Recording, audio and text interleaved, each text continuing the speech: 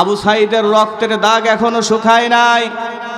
ইসলামী আন্দোলনের নেতা কর্মীদেরকে অবৈধ ট্রাইব্যুনাল গঠন করে জুডিশিয়াল কিলিং করেছেন, সেই ইতিহাস আমরা ভুলি নাই। এদেশের অসংখ্য নিরীহ মানুষকে জেল জুলুম দিয়ে অত্যাচার করেছেন, সেই ইতিহাস আমরা ভুলি নাই। এদেশের মাটিতে পা রাখবেন, জাহান্নামের চৌরাস্তায় ফেলে দিয়ে কুকুর দিয়ে খাওয়ানো হবে। প্রকৃত মুসলমান হতে হলে কয়টি গুণের অধিকারী হতে হবে? 5টি। 1 নম্বর গুণ হলো আল্লাহ রাব্বুল আলামিন পবিত্র কোরআনের 41 নম্বর সূরা হামিম সিজদার 33 নম্বর আয়াতের ভিতরে আল্লাহ পাক বলেছেন, ওমান আহসানু قولا ممن دعا إلى الله وعمل صالحا وقال إنني من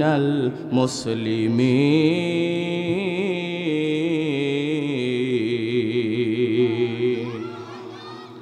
আল্লাহ পাক বলছেন ওই ব্যক্তির চাইতে উত্তম মানুষ আর কেউ হতে পারে না, ওই ব্যক্তির চাইতে উত্তম মানুষ আর কেউ হতে পারে না যে ব্যক্তি অন্য মানুষকে আল্লাহর দিকে ডাকে। কার দিকে ডাকে?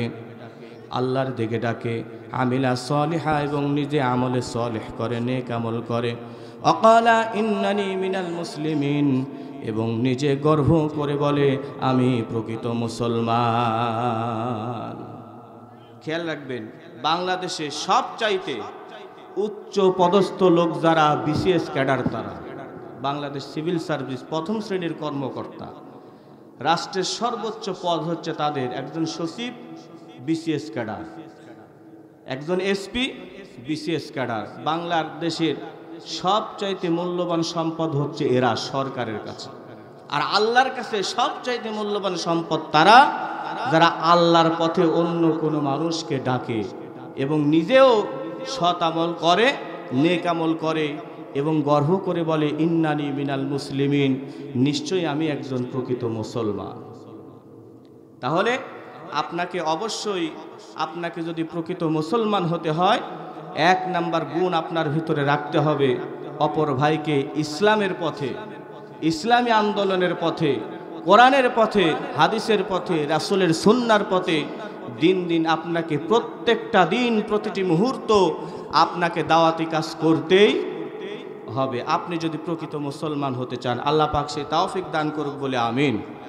রাসূলুল্লাহ সাল্লাল্লাহু আলাইহি ওয়াসাল্লাম দাওয়াতি কাজ করেছেন। রাসূলের দাওয়াতি কাজের পদ্ধতি ছিল হচ্ছে 2টা। কয়টা? দাওয়াতি অংশকে যদি আমরা ভাগ করি, 2 ভাবে তিনি দাওয়াত দিয়েছেন। একটা হচ্ছে গোপনে, আরেকটি হচ্ছে প্রকাশ্যে। রাসূল দিনের দাওয়াত দিয়েছেন 40 থেকে 43 বছর বয়স পর্যন্ত গোপনে। এটা আপনারা জানা আছে তো নাকি? আপনাদের জানা না এটা? 40 থেকে 43 বছর বয়স পর্যন্ত তিনি গোপনে দাওয়াত দিয়েছেন। আর 43 থেকে শুরু করে একেবারে মৃত্যুর আগ পর্যন্ত 63 বছর বয়স পর্যন্ত তিনি প্রকাশ্যে দ্বীন ইসলামের দাওয়াত দিয়েছেন।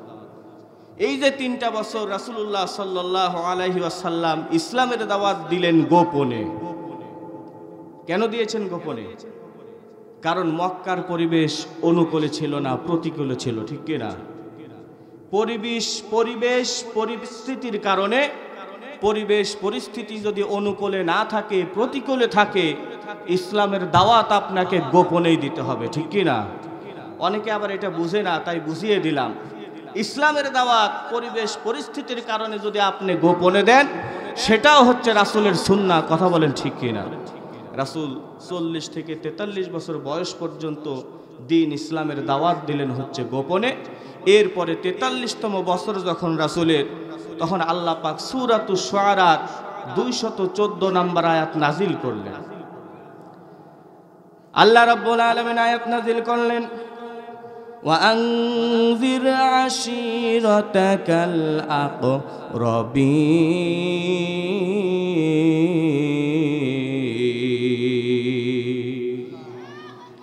আল্লাহ পাক আয়াত নাজিল করলেন, বললেন হে রাসূল, 3টি বছর আপনি গোপনে গোপনে দাওয়াত দিয়েছেন, আর আপনাকে গোপনে গোপনে দাওয়াত দিতে হবে না। আজকে থেকে আপনি দ্বীন ইসলামের দাওয়াত প্রকাশ্যে দিয়া দেন। আল্লাহ পাক বললেন আশিরাতাকাল আকরাবিন, আর এই দাওয়াত যখন আপনি প্রকাশ্যে দিতে যাবেন, সর্বপ্রথম আপনার নিকট আত্মীয় যারা রয়েছে এদেরকে আপনি দ্বীনের দাওয়াত পৌঁছে দেন। ইয়া আইয়ুহাল্লাযীনা আমানু, হে ঈমানদারেরা, কু আনফুসাকুম ওয়া আহলিকুম নারা, তোমরা নিজেরাও বাঁচো এবং তোমার আহলদেরকে বাঁচাও, পরিবারদেরকে বাঁচাও। কার কথা? আল্লাহ পাকের কথা। আপনি সমাজের সমস্ত মানুষগুলোকে দাওয়াত দিতে পারবেন, রাষ্ট্রের সমস্ত মানুষগুলোকে দাওয়াত দিতে পারবেন। সর্বপ্রথম কাজ হলো নিজেকে আগে শুধরানো, নিজের পরিবার, নিজের স্ত্রী, নিজের ছেলে, নিজের মেয়ে, এদেরকে আগে দ্বীন ইসলামের পথে নিয়ে আসার দায়িত্ব আল্লাহ পাক কাদেরকে দিয়েছেন? আমাদেরকে দিয়েছেন। কথা কি আপনারা বুঝতে পারতেছেন? রাসূলকে বললেন নিকট আত্মীয় যারা আছে এদেরকে তুমি আগে দাওয়াত দাও। আমার প্রিয় বন্ধুগণ, আমার প্রিয় ভাইয়েরা, নবীজির উপরে যখন এই আয়াতটি নাযিল হয়ে গেল, নবীজি সাল্লাল্লাহু আলাইহি ওয়াসাল্লাম সাফা পাহাড়ের উপরে চলে গেলেন, বাথা নামক স্থানে গেলেন। যে নবীজি ডাকছেন হে কুরাইশবাসী, হে কুরাইশবাসী, কুরাইশবাসী বলে ডাকছেন, এর কারণ হলো নবীজির যেই গোত্রের ভিতরে, যেই বংশের ভিতরে জন্ম হয়েছে সেই বংশের নাম হচ্ছে কুরা। কথা বলেন, সেই বংশের নাম কি? কুরাইশ বংশ। তাদেরকে ডাকতেছে, সবাই আসতেছে, কি ব্যাপার, ঘটনা কি? মুহাম্মদ 43তম বছর পর্যন্ত এখানে থাকলো, কোনোদিন এত চিৎকার মেরে এত জোরে কাউকে ডাকে নাই, ঘটনা কি? আজকে মুহাম্মদ বিন আব্দুল্লাহ এত জোরে চিৎকার মেরে আমাদেরকে ডাকছে কেন? সবাই আমার রাসূলের চিৎকারে গুরুত্ব দিয়ে সবাই সাফা পর্বতের নিচে এসে জড়ো হয়ে গেল।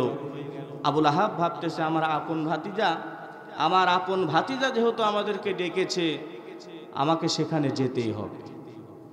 আবু জেহেল, উতবা, সাইবা, ওলীদ বিন মুগীরা, বড় বড় লিডার যারা ছিল ওরা আসতে পারে নাই। ওদের পক্ষ থেকে একজন করে প্রতিনিধি পাঠানো হলো যে মুহাম্মদ কি বলে, এমন কি গুরুত্বপূর্ণ কথা, যাও তোমরা শুনে আসো। আমার নবীজি সেখানে তাদেরকে ডাকলেন। সবাই সাফা পর্বতের পাহাড়ের নিচে চলে গেলেন। আমার রাসূল সাল্লাল্লাহু আলাইহি ওয়াসাল্লাম তাদেরকে ডাক দিয়ে বলতেছে, হে কুরাইশবাসী, আমি যদি তোমাদেরকে একটা কথা বলি, এই পাহাড়ের পেছনে সৈন্যদল লুকিয়ে আছে, তোমাদেরকে আঘাত করবে, যে কোনো মুহূর্তে আক্রমণ করবে, তোমরা কি আমার কথা বিশ্বাস করবে?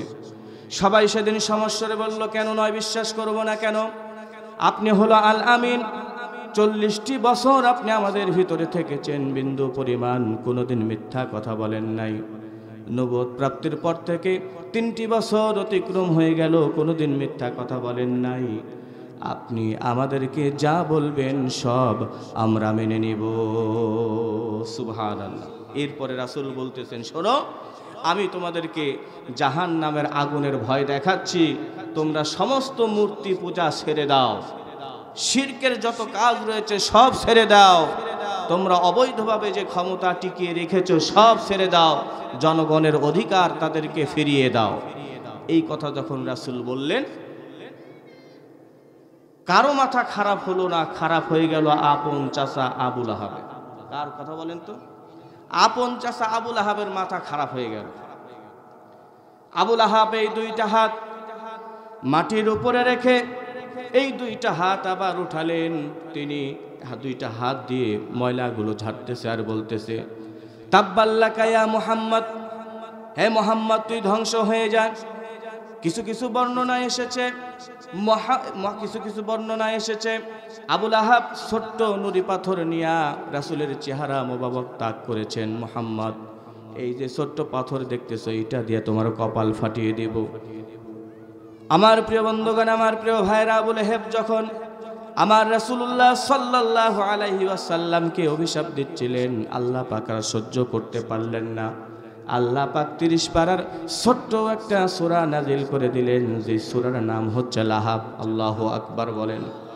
আল্লাহ পাক বললেন, তাব্বাত ইয়াদা আবি লাহাবিন ওয়া তাব মা আগনা আনহু মালুহু ওয়া মা কাসাব। আল্লাহ পাক বললেন, আবু লাহাব, তাব্বাত ইয়াদা, যে 2টা হাত দিয়া তুই আমার রাসূলকে অভিশাপ দিয়েছিস, এই 2টা হাত তো ধ্বংস হবেই হবে, ওয়া তাব, এবং তুই নিজেও ধ্বংস হয়ে যাবি। কার কথা? আল্লাহর কথা। এরপরে আল্লাহ পাক আবার বলতেছেন, মা আগনা আনহু মালুহু ওয়া মা কাসাব, তুই যত অবৈধ সম্পদ উপার্জন করেছিস এবং এতদিন পর্যন্ত যে অবৈধ ক্ষমতা, কোনো কিচ্ছু তোর কাজে আসবে না। আমার প্রিয় বন্ধুগণ, আমার প্রিয় ভাইরা, আবুল আহাবকে কেন্দ্র করে শুধুমাত্র এই সূরাটি নাজিল হয়েছে বিষয়টা এমন নয়। কিয়ামত পর্যন্ত যত আবুল আহাবের নাতিপুতি আছে সকলকে কেন্দ্র করে আল্লাহ পাক এই সূরাটি নাজিল করেছে, ঠিক কি না? খেয়াল করে দেখেন, কিছুদিন পূর্বে বাংলাদেশের প্রায় ৩৬,০০০ কোটি টাকা যিনি ঋণ করেছেন, নাম হচ্ছে সালমান এফ রহমান দরবেশ বাবা। চিনেন না? কে কে দুহাত তুলে দেখান। চিনেন কে কে দরবেশ বাবাকে? চিনেন আপনারা? ৩৬,০০০ কোটি টাকা তিনি ঋণ করেছে, অবৈধভাবে তিনি পাচার করেছে, ক্ষমতা আছে পাচার করেছে। আজকে দেখেন তার অবস্থান কোথায়? কোথায়? কথা বলতে হবে, কোথায়? জেলখানার ভেতরে। আবার ঘটনা কি দেখেন, যার আঙুলের ইশারায় আইন পরিবর্তন হয়ে যায়, রাতারাতি একটা দলকে একেবারে ব্যান করে দেয়, নিষিদ্ধ করে দেয়। এরকম আইনমন্ত্রী ছিল না আমাদের সমাজে? রাতারাতি নিষিদ্ধ, যে জামাত শিবির সব হচ্ছে জঙ্গি সংগঠন, আছে না নাই? সব হচ্ছে রাজাকার। 15টি বছর ইসলামী আন্দোলনের নেতা কর্মীদেরকে রাজাকারের ট্যাগ দিয়েছে। আল্লাহ পাক সেই রাজাকারের ট্যাগ দিয়ে বাংলার জমিন ছাড়া করেছে। কথা বলেন ঠিক কি না? এতদিন কইছো রাজাকার, বলছো জঙ্গি। আল্লাহ পাক সেই রাজাকারের ট্যাগ দিয়ে, জঙ্গির ট্যাগ দিয়ে এই দেশ ছাড়া করেছে মাত্র ৪৫ মিনিটে। কত মিনিটে? মাত্র ৪৫ মিনিটে। প্রিয় বন্ধুগণ, যেটা বলছিলাম, আইনমন্ত্রী আনিসুল হকের কথা বলছিলাম। দরবেশ বাবা আর আইনমন্ত্রী এই দুইজন গেছে পালাতে। ট্রলার ভাড়া করেছে ১৪ লাখ টাকা দিয়ে। কত লাখ? অনেকে জানেন না, জানার জন্য বলছি। ১৪ লাখ দিয়ে ভাড়া করেছে। ট্রলারে উঠছে, ২-৩ ঘন্টা ঘোরার পর দেখতেছে ট্রলার চালক আবার যেখান থেকে উঠছে সেখানে নিয়ে এসে নামাইছে সদরঘাটে। ঘটনা কি? এখান থেকে উঠলাম, এখানে নামালেন কেন? সঙ্গে সঙ্গে পুলিশ এসে হাজির। আইনমন্ত্রীকে ধরা হলো। সালমান এফ রহমানের একবারে এমনভাবে দাড়িগুলো কাটছে, মনে হয় যে কোদাল দিয়ে ছাইছে ফেলছে। কোদাল চিনেন তো আপনারা? ওরে আর চিনা যাচ্ছে না যে এটাই সেই দরবেশ বাবা। চলে যাচ্ছে। আইনমন্ত্রী বলতেছে, আমারে একা কেন? এই যে দরবেশ বাবা আছে, সালমান এফ রহমান, ওকে ধরেন। তারপরে ওকে ধরছে। ৩৬,০০০ কোটি টাকা, এটা তো হিসাব পাওয়া গেছে। বেহিসাবি কত হাজার কোটি টাকা যে জনগণের আত্মসাৎ করেছে, এর কোনো হিসাব? সেটাই বলতেছে, মা আগনা আনহু মালুহু ওয়া মা কাসাব, যা সম্পদ অর্জন করেছো কোনো কিছুই তুমি ভোগ করতে পারবে না। তোমার অবৈধ ক্ষমতা কোনো কাজে আসবে না। 15 বছর অবৈধভাবে ক্ষমতায় থাকলেন, এত পাওয়ার আপনাদের, ঠিক কি না? এত পাওয়ার আপনাদের, যা বলে তাই হয়ে যায়। মাঝে মধ্যে তারা বলতো আমরা করোনার চাইতে বেশি শক্তিশালী, ঠিক কি না? বলতো না? নারায়ণগঞ্জ 4 আসনের সংসদ সদস্য শামীম ওসমান, তিনি বলেছেন, তুই তোর খালেদা, তোর হেফাজত, তোর জামাত সব মাঠে আয়, খেলা হবে। বলেনি এই কথা? খেলার জন্যই তো আমরা বসে আছি, তোমরা কোথায়? আজকে এই চাঁপাইনবাবগঞ্জবাসীর পক্ষ থেকে বলতে চাই, যদি বুকে বিন্দু পরিমাণ সাহস থাকে, বাংলার জমিনে প্রবেশ করে দেখো, খেলা হবে। ওদের সাথে খেলতে গিয়ে, বাংলাদেশে দ্বীন ইসলাম প্রতিষ্ঠিত করতে গিয়ে পুনরায় যদি আবার গায়ের তাজা রক্ত ইমাম হুসাইন রাদিয়াল্লাহু তাআলা আনহুর মতো ঢেলে দিতে হয়, কারা কারা রাজি আছেন? দুহাত তুলে আল্লাহকে দেখায় দেন।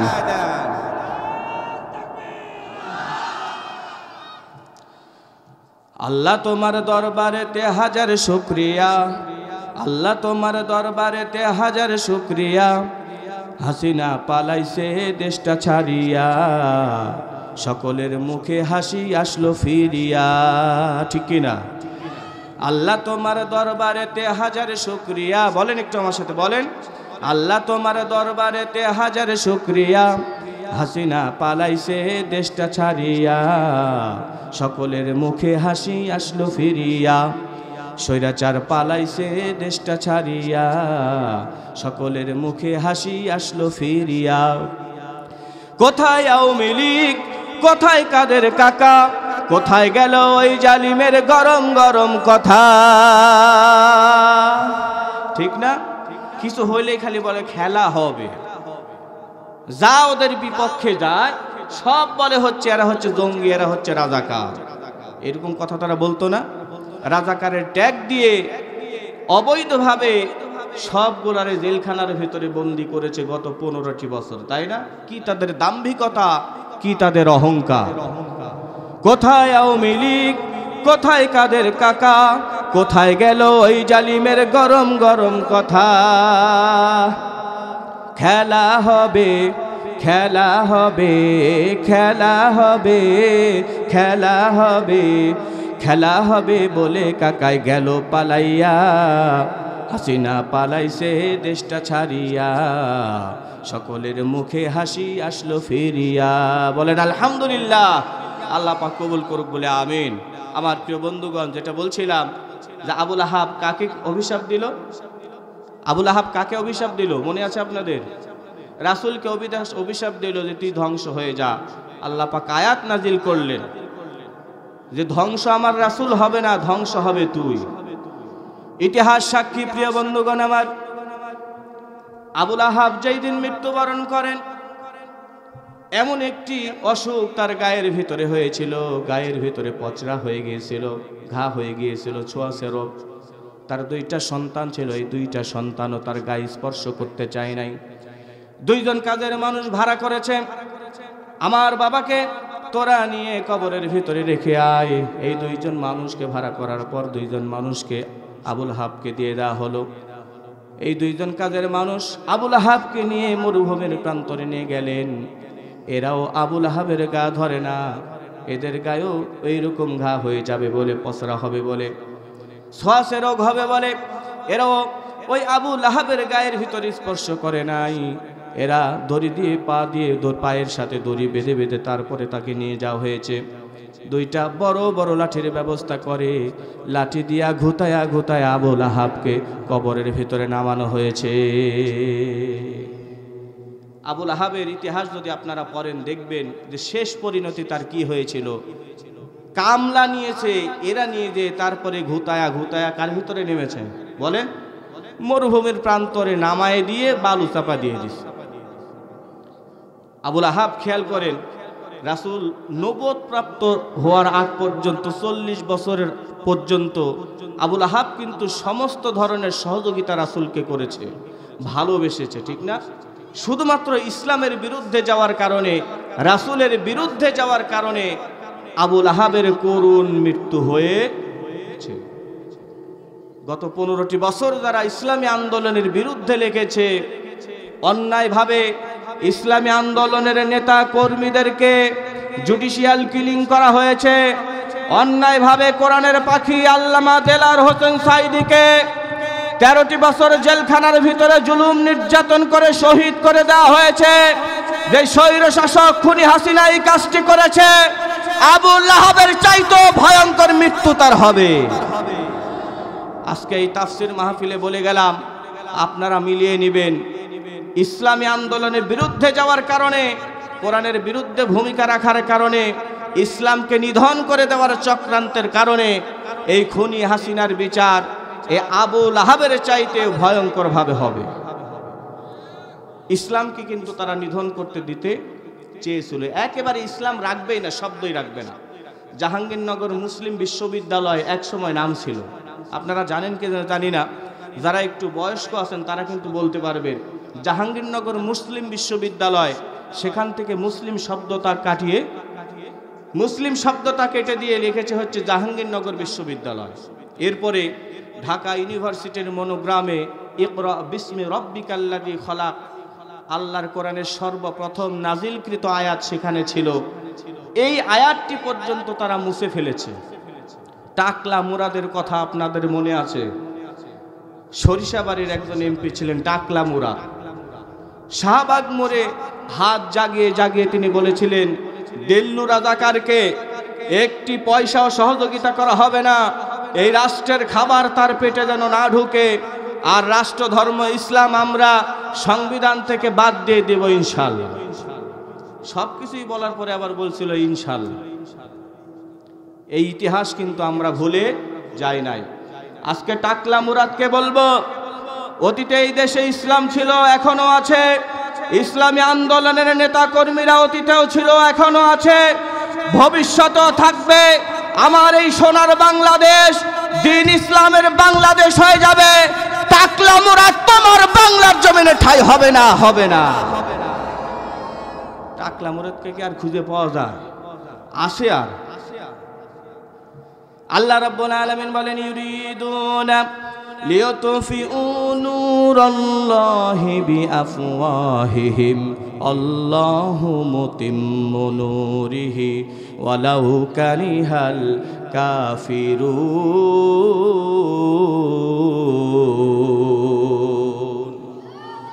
কাফেরেরা সারাটি জীবন চক্রান্ত করবে, আমি আল্লাহর নূরকে, কোরআনের নূরকে, ইসলামের নূরকে একবারে নিভিয়ে দেওয়ার জন্য। কিন্তু আল্লাহ পাক চায় কি? আল্লাহু মুতিম্মু নূরিহি। কিন্তু আল্লাহ পাক চায় আল্লাহর কোরআনের আলো সারা পৃথিবীতে জ্বালিয়ে দেওয়ার জন্য। কিয়ামত পর্যন্ত অবৈধভাবে কিয়ামত পর্যন্ত যত স্বৈর শাসক এসেছে, কিয়ামত পর্যন্ত যত জালিম শাসক এসেছে, এমনকি খুনি হাসিনাও চেষ্টা করেছে, আল্লাহর কোরআনের আলো বাংলার জমিন থেকে নিভিয়ে দিতে পারে নাই। ঠিক কিনা? এক সময় ইসলামী আন্দোলনের কর্মী যা ছিল, আল্লাহ পাকের অশেষ রহমতের কারণে প্রায় 10 গুণ বৃদ্ধি পেয়েছে বলে আলহামদুলিল্লাহ। আরো বৃদ্ধি পাবে আল্লাহ পাক যদি চায়।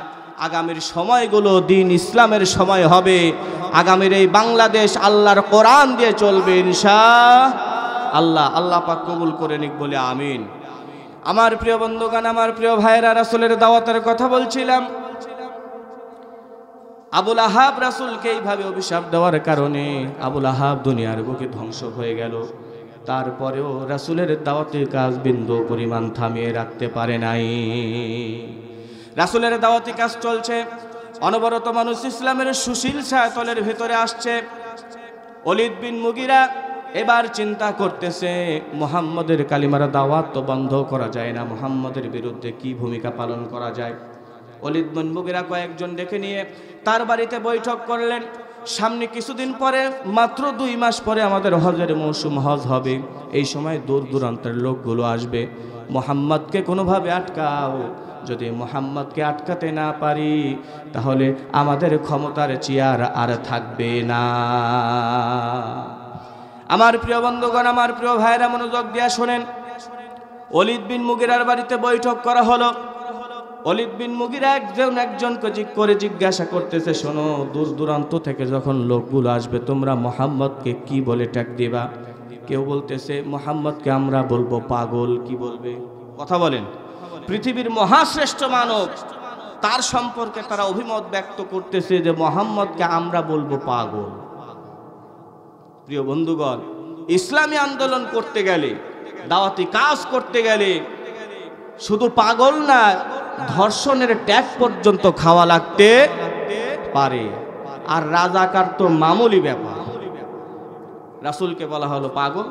এখন ওলীদ বিন মুগীরা বলতেছে, না, রাসূলকে যদি আমরা পাগল বলি মুহাম্মদকে, এটা মানুষ খাবে না, মানবে না, কারণ তার চেহারা অনেক সুন্দর।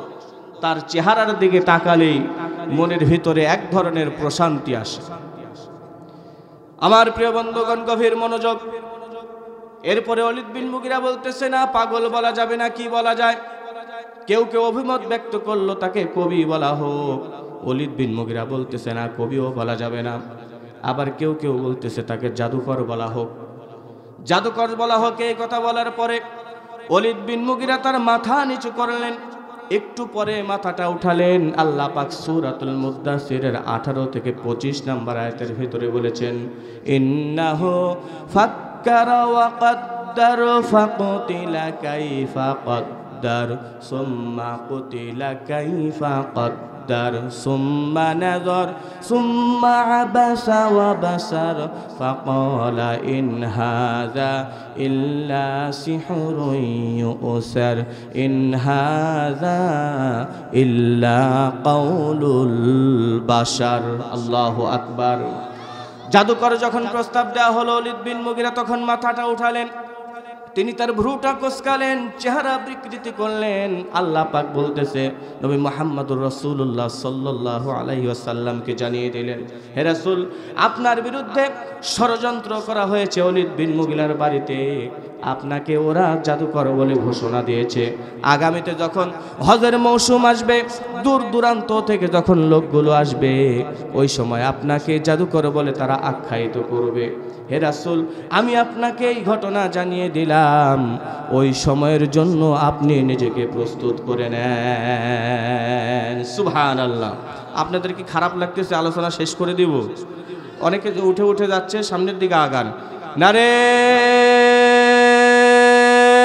তাকবীর সামনের দিকে আগান আমি আপনাদের কাছে বেশি সময় না শুধুমাত্র 1 ঘন্টা সময় চেয়ে নিচ্ছি আপনারা আলোচনা শেষ করে তারপরে যাবেন ইনশাআল্লাহ আর যদি বলেন খারাপ লাগতেছে তাহলে শেষ করে দিই কি শেষ করে দিব আরেকটু সামনের দিকে আগান সামনের দিকে নারে তাকবীর রাসূলকে তারা কি বলল যে জাদুকর বলবে 2 মাস পরে হচ্ছে কি হজের মৌসুম দূর দূরান্ত থেকে সামদেশ থেকে বর্তমান ইয়েমেন সিরিয়া প্যালেস্টাইন এই দেশগুলো থেকে মানুষ হজের মৌসুমে হজ করতে আসছে আর নবী মুহাম্মদুর রাসূলুল্লাহ সাল্লাল্লাহু আলাইহি সাল্লামকে ওহী দিয়ে আগেই জানিয়ে দিয়েছেন কে কথা বলেন কে আল্লাহ পাক বলতেছেন ওমাকারু ওমাকারাল্লাহ ওয়াল্লাহু খায়রুল মাকিরিন কাফেরদের কাজ হচ্ছে চক্রান্ত করা আর আমি আল্লাহর কাজ হচ্ছে কৌশল খাটানো আমি আল্লাহ পাকের এমন কৌশল কাফেরদের চক্রান্ত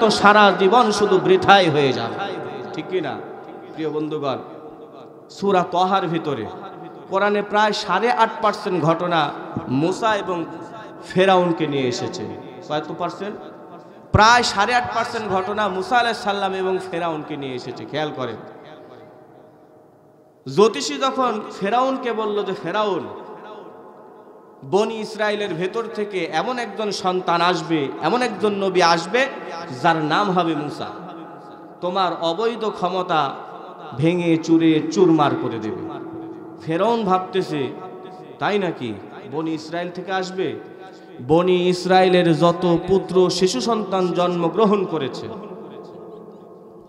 সব কিন্তু আস্তে আস্তে হত্যা করতে লাগলো কিছু কিছু বর্ণনা এসেছে প্রায় 40,000 পুত্র সন্তানকে হত্যা করেছে কত হাজার এই কথা আমি বানিয়ে বলছি না সূরাতুল কাসাস আয়াত নাম্বার হলো 4 এই আয়াতের ভিতরে আল্লাহ রাব্বুল আলামিন বলেন ইন্না ফিরআউনা আলা ফিল আরদি ওয়া জাআলা আহলাহা শিয়া'আন ইয়াস্তাদঈফু তা'iফাতাম মিনহুম ইযাববিহু আবনাআহুম ওয়া ইয়াস্তাহয়ী নিসাআহুম ইন্নাহু কানা মিনাল মুফসিদিন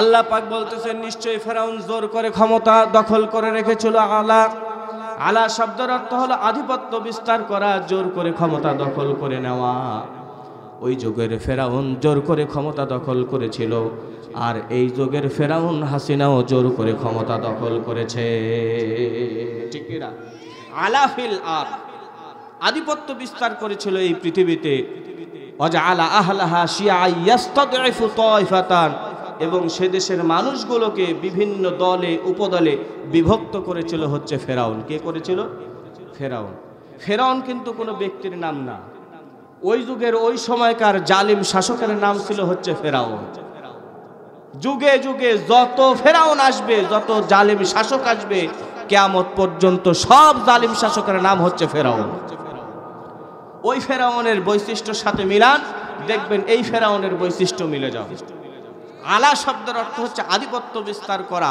জোর করে ক্ষমতা দখল করে রাখা তাহলে ওই জালিম শাসক জোর করে ক্ষমতা দখল করেছে আর অবৈধ খুনি হাসিনাও সেও কিন্তু জোর করে ক্ষমতা দখল করছে কিনা আপনাদের এদিকে মনে হয়নি, আমাদের ওইদিকে হয়েছে। লাঠি সোটা নিয়ে রামদা পর্যন্ত নিয়ে রাস্তাঘাটে তারা দাঁড়িয়ে থেকেছে, মানুষের ভোটের অধিকার পর্যন্ত তারা কেড়ে নিয়েছে, ভোট দিতে দেয়। আপনাদের এদিকে হয় না এরকম? বিভিন্ন দলে উপদলে ভাগ করে ফেলেছে, তার দলে 14 দলীয় জোট আছে না এরকম? এই 14 দলীয় জোট বাদ দিয়ে যত আছে সব বানি ইসরায়েলের সাথে আপনি মিলান।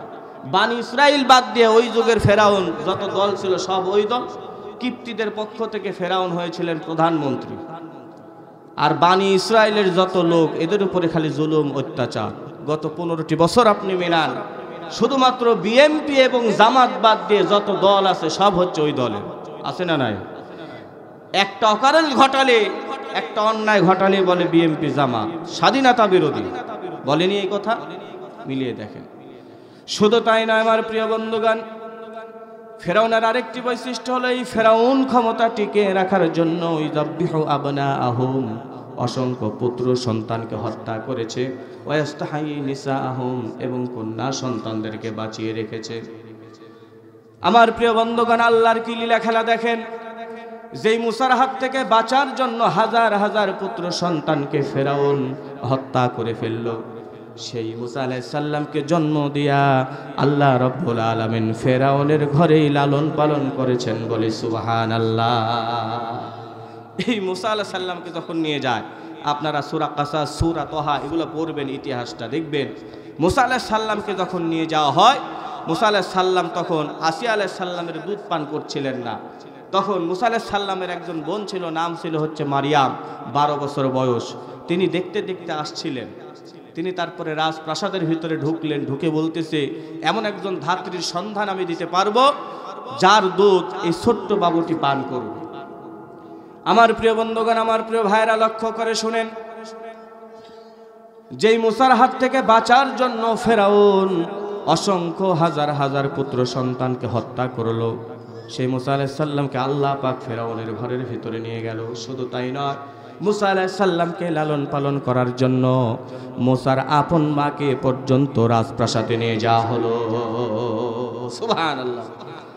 ফেরাউনের রাজপ্রাসাদের সবচাইতে সুন্দরতম যেই ঘর, সবচাইতে বলিষ্ঠ, সবচাইতে সুন্দর যেই ঘরটি, সেই ঘরটি আল্লাহর নবী মুসা আলাইহিস সালামের জন্য বরাদ্দ হয়ে গেল।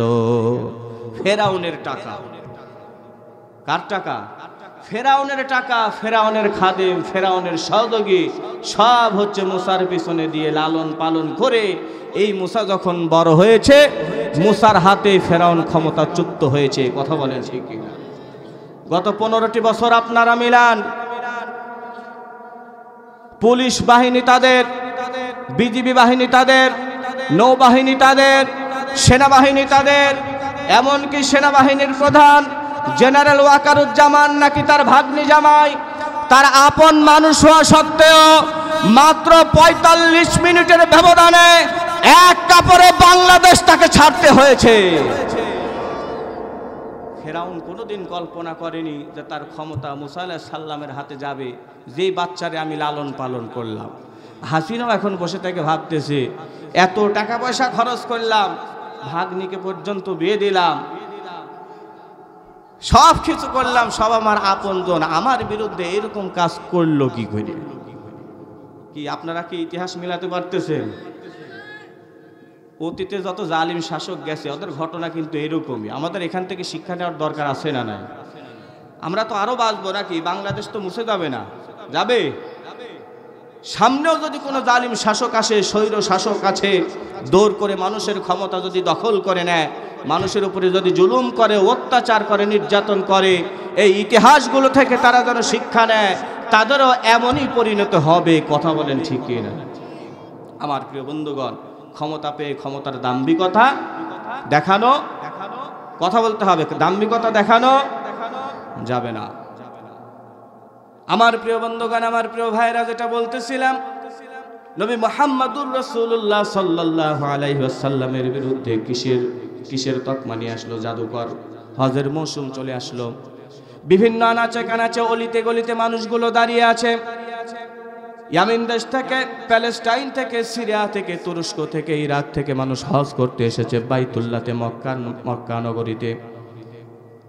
ওরা সবাই অলিতে গলিতে দাঁড়িয়ে আছে, যে যাকে পারছে সে তাকে ধরেছে, ধরে বলতেছে, শোনো, আমাদের মক্কার জমিনে এমন একজন ব্যক্তি আছে, ওই ব্যক্তি হচ্ছে নাম্বার 1 জাদুকর। এই ব্যক্তির কাছে যদি তোমরা যাও, তোমাদের আর কারো ঈমান থাকবে না, তোমাদের ঈমানটা বিক্রি হয়ে যাবে। সবাইকে একই কথা বলতেছে। বাইতুল্লাহ তাওয়াফ করা হয়ে গেল, সবাই একত্রিত হলো। একজন বলতেছে, আমি আসছিলাম এমন জায়গায়, এমন সময়, এমন একটি স্থানে, আমাকে বলা হলো মুহাম্মদ বিন আব্দুল্লাহ নামে একজন ব্যক্তি আছে, যার সংস্পর্শে গেলে নাকি আমরা সবাই পাগল হয়ে যাব, ওই ব্যক্তি নাকি জাদু জানে। সবাই বলতেছে, তাই নাকি, আমাকেও বলেছে। সবার কথা যখন এক হয়ে গেল, সবাই মিলে সিদ্ধান্ত নিল, যেই মানুষটা সম্পর্কে এত এত এত এত অপবাদ দিয়েছে, যে মানুষটাকে তারা জাদুকর বলেছে, এই মানুষটাকে না দেখে আমাদেরকে যাওয়া যাবে না, টিবার হলেও আমরা দেখে যাব। সবাই, আল্লাহর রাসূল সাল্লাল্লাহু আলাইহি ওয়াসাল্লাম সেই দিন তার ঘরের বারান্দায় বসেছিলেন। সবাই দূর থেকে দেখলেন, আমার রাসূলের চেহারার দিকে যেই ব্যক্তি একবার তাকাতো, ওই ব্যক্তির অন্তরের ক্ষুধা পর্যন্ত নিবারণ হয়ে যেত। সুবহানাল্লাহ। দূর থেকে দেখার পরে ভাবতেছি, এত সুন্দর মানুষ, এই লোকটা কি আবার জাদুকর? আরেকটু কাছে যায়, আরেকটু কাছে গেলেন। যাওয়ার পরে রাসূলের মলিন চেহারা দেখে আরো আকৃষ্ট হয়ে গেলেন। আরেকটু করতে করতে রাসূলের কাছে যখন গেলেন, আমার রাসূল একটা মুচকি হাসি দিলেন। সবাই পাগল হয়ে গেল। আমার প্রিয় বন্ধুগণ, আমার প্রিয় ভাইয়েরা, ওই হজের মৌসুমের প্রায় 3 ভাগের 1 ভাগ মানুষ যারা রাসূলুল্লাহকে দেখতে গিয়েছিল, এই ব্যক্তি জাদুকর। আল্লাহর কোরআন সামনে নিয়ে বলতেছি, আমার রাসূলের হাতে হাত রেখে সকলেই মুসলমান হয়ে গিয়েছে। সুবহানাল্লাহ। দাওয়াতি কাজের কি অ্যাকশন দেখেন। রাসূলুল্লাহর দাওয়াত কোনোভাবেই বন্ধ করা যাচ্ছে না। যতই তারা দাওয়াত বন্ধ করতে চায়, আল্লাহ পাক আল্লাহর কোরআনের নূরকে তার দুনিয়ার বুকে আরো প্রজ্বলিত করেছে। এবার আসেন হচ্ছে দাওয়াতি কাজের পরবর্তী অংশ। রাসূলের জীবন হচ্ছে 2টা, মক্কা জীবন, আরেকটা হচ্ছে মদিনার জীবন। খেয়াল করেন, মক্কাতে রাসূল থেকেছেন হচ্ছে 53 বছর। কত বছর? আর মদিনায় থেকেছেন শুধুমাত্র 10টি বছর। 10 বছর মদিনায় থাকলেন, মদিনার নাম হয়ে গেল সোনার মদিনা। অথচ এখানে 53 বছর থাকলেন, এই মক্কার নাম সোনার মক্কা হয় নাই। সোনার মদিনা আমরা বলি না? 10 বছর থাকলেন, সোনার মদিনা হলো, অথচ 53 বছর যেখানে সময় কাটালেন, সোনার মক্কা হলো না কেন? আমার প্রিয় বন্ধুগণ, 10টি বছর আমার রাসূল মদিনায় থেকেছে। ইসলামের সমস্ত হুকুম আহকাম আল্লাহর কোরআন দিয়ে পরিচালিত হয়েছে। এই কারণে কম সময় হলেও মদিনার নাম হয়ে গিয়েছে সোনার মদিনা। সুবহানাল্লাহ। 53 বছর এক জায়গায় থাকার পরেও আল্লাহর কোরআনের বিধান চালু না হওয়ায় সোনার মক্কা হয় নাই। সুতরাং বাংলার এই জমিন 53 বছর অতিক্রম করেছে, আজ পর্যন্ত সোনার বাংলাদেশ হতে পারে নাই। আল্লাহর এই জমিনে আল্লাহর দিন যেই দিন প্রতিষ্ঠিত হয়ে যাবে, সেই দিন আমার এই বাংলাদেশ সোনার বাংলাদেশে পরিণত হয়ে যাবে। কোরআনের আইন কারা কারা চায়? কোরআনের আইন কারা কারা চায়? নারে তাকবীর। আল্লাহ পাক হাতগুলোকে কবুল করুন। আপনি কোরআনের আইন চালু করে দেন, একটা সুদখোর, ঘুষখোর, দুর্নীতিবাজ, কাউয়া কাদের যা আছে কাউকে আপনি খুঁজে পাবেন। কাউয়া কাদের মনে একবার হারাই গেছে, ওর কোনো অস্তিত্বই নাই, মরেই গেছে মনে হয়। হ্যাঁ, আহারে কথা, ওই বেচারা যখন অসুস্থ হয়েছিল, শরীর চলে না, মনে করেছিলাম এইবার আসার পরে মনে হয় তাওবা করে ভালো হয়ে যাবে। কিন্তু জালিমদেরকে তো আল্লাহ পাক সুযোগ আরো বেশি করে দেয়। আসার পরে চলতেই পারে না, মনে হয় হাঁটতেছে একটা পুতুল হাঁটতেছে, কথাই বের হয় না। তারপরেও এদেশের মানুষের বিরুদ্ধে ষড়যন্ত্র করে গিয়েছে, ঠিক কিনা? 15 বছর ক্ষমতায় থাকলা, মাত্র 45 মিনিট টিকতে পারলা না। আর 15 বছর যে ইসলামী আন্দোলনের নেতা কর্মীদের বিরুদ্ধে জুলুম করেছো, এসে দেখো সেই ইসলামী আন্দোলনের নেতা কর্মীরা বুক ফুলিয়ে মাঠে ময়দানে কাজ করছে। 45 মিনিট টিকতে পারলা না, আবার ভাবক ধরে বসে আছো যে আবার আসিবে ফিরে পূর্ণ শক্তি নিয়ে। আসো তোমরা, তোমাদের সাথেই খেলা হবে, প্রয়োজনে আবার রক্ত দিব, জীবন দিব। এদেশের মাটিতে তোমাদেরকে আর দেখতে চাই না, এদেশের মাটিতে তোমাদেরকে আর জায়গা দেওয়া হবে না। কি রাজি আছেন তো আপনারা? সবসময় প্রস্তুত থাকবেন, কোনো কথা বলতে দেওয়া যাবে না। ওদের উচিত হচ্ছে এখন অনুতপ্ত হওয়া, অনুশোচনা করা, এদেশের মানুষের কাছে ক্ষমা প্রার্থনা করা, আল্লাহর কাছে ক্ষমা প্রার্থনা করে, ঠিক না? যে পরিমাণ জুলুম মানুষের উপরে করেছে এত কোনো ক্ষমাও হয় না।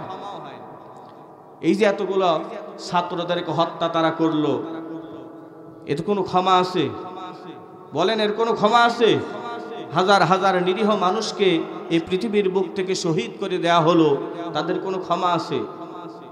এই পৃথিবীর শ্রেষ্ঠতম একজন আলেম, 50টির দেশ তিনি ভ্রমণ করেছেন, 50টির অধিক, 50টি বছর তিনি কোরআনের তাফসির পেশ করেছেন। সূরা ফাতিহার তাফসির শুনে প্রায় 40 জন বিধর্মী তার হাতে হাত রেখে কালিমা পড়ে মুসলমান হয়েছেন। এমন একজন কোরআনের পাখিকেও তারা শহীদ করে দিয়েছেন। আপনারা বলেন তো, তাদের কোনো ক্ষমা আছে? এদের কোনো ক্ষমা নাই। এই স্বৈরাচার জালিম খুনি হাসিনাকে ইন্টারপোলের মাধ্যমে বাংলার ভূমিতে নিয়ে এসে বাইতুল মুকাররমের সামনে স্যাটেলাইটের মাধ্যমে সারা বাংলাদেশের মানুষকে তার ফাঁসি কার্যকর করে দেখাতে হবে। কথা বলেন ঠিক কিনা? ডক্টর মোহাম্মদ ইউনূসকে যত সহযোগিতা করা দরকার এদেশের 18 কোটি মানুষ করবে। তারপরেও খুনি হাসিনার ফাঁসি দেখতে চাই। কারা কারা রাজি আছেন তো হাত তুলে আল্লাহকে দেখান। আল্লাহ পাক হাতগুলোকে কবুল করুক বলে আমিন। আমার প্রিয় বন্ধুগণ, যেটা বলছিলাম সেটা হচ্ছে রাসূলের দাওয়াতি মিশন। দেখেন, হজের মৌসুম পার হয়ে গেল, তাও রাসূলের দাওয়াত বন্ধ করতে পারতেছে না। দিন দিন মানুষ খালি ইসলাম ধর্মের দিকে আসতেছে, দিন দিন শুধু উচ্চতা বৃদ্ধিই পাচ্ছে, ঠিক না? এবার আসেন হচ্ছে রাসূলের বিরুদ্ধে। এবার কিছু রাসূলকে প্রলোভন দেওয়া হবে। দারুন নাদওয়ার ভিতরে জরুরি বৈঠক ডাকা হলো। সংসদ ভবন যেমন ওই সময় ছিল দারুন নাদওয়া, তেমন জরুরি বৈঠক ডাকা হলো যে মুহাম্মদকে এখন কি করা যায়। জরুরি বৈঠক ডাকা হলো। নবী মুহাম্মদকে 4টা প্রস্তাব দেওয়া হবে। কয়টা? কথা বলেন, কয়টা? 1 নাম্বার প্রস্তাব দেওয়া হবে ক্ষমতার প্রস্তাব। মুহাম্মদকে বলা হবে, হে মুহাম্মদ, তুমি যদি ক্ষমতা চাও তাহলে ক্ষমতার চেয়ার ছেড়ে দেওয়া হবে। জান্নাতের চেয়ার না, মক্কার জমিনে সব চাইতে যে বড় চেয়ার, এই ক্ষমতার বড় চেয়ার তোমাকে ছেড়ে দেওয়া হবে। 2 নাম্বার সিদ্ধান্ত গ্রহণ করলাম, মক্কার জমিনে সব চাইতে যে সুন্দরী মহিলা, সেই সুন্দরী মহিলার সাথে মুহাম্মদের বিয়েটা দিয়ে দেওয়া হবে। 3 নাম্বার সিদ্ধান্ত তারা নিল, মক্কার জমিনে সব চাইতে ধনী মুহাম্মদকে বানিয়ে দেওয়া হবে। এই 3টা প্রস্তাব যদি মুহাম্মদ মেনে না নেয়, আরেকটি প্রস্তাব তাকে দেওয়া হবে, আমরা মুহাম্মদের রবের 1 বছর ইবাদত করব, আর মুহাম্মদ আগামী 1 বছর আমাদের মূর্তিগুলোর পূজা করবে। এই 4টি সিদ্ধান্ত প্রলোভন হয়ে গেল। নবী মুহাম্মদুর রাসূলুল্লাহ সাল্লাল্লাহু আলাইহি ওয়াসাল্লামকে গিয়ে বলা হলো, হে মুহাম্মদ, তোমাকে এই প্রস্তাব দেওয়া হলো, তুমি রাজি হয়ে যাও। তোমার সাথে আমরা মারামারি করতে চাই না, কাটাকাটি করতে চাই না, রক্তের লীলা খেলা খেলতে চাই না, তুমি প্রস্তাবগুলোতে রাজি হয়ে যাও। আমার রাসূলুল্লাহ সাল্লাল্লাহু আলাইহি ওয়াসাল্লাম মাথাটা নিজ দিকে রইলেন। এর কারণ হলো, মা ইয়ানতিকু আনিল হাওয়া ইন হুয়া ইল্লা ওয়াহয়ুন ইউহা, আল্লাহর ওহী ছাড়া আমার রাসূল জীবনে কোনোদিন কথা বলে নাই। কিছুক্ষণের মধ্যে হযরতে জিবরাইল আলাইহিস সালাম চলে আসলেন। কুল ইয়া আইয়ুহাল কাফিরুনা লা আ'বুদু মা তা'বুদুন।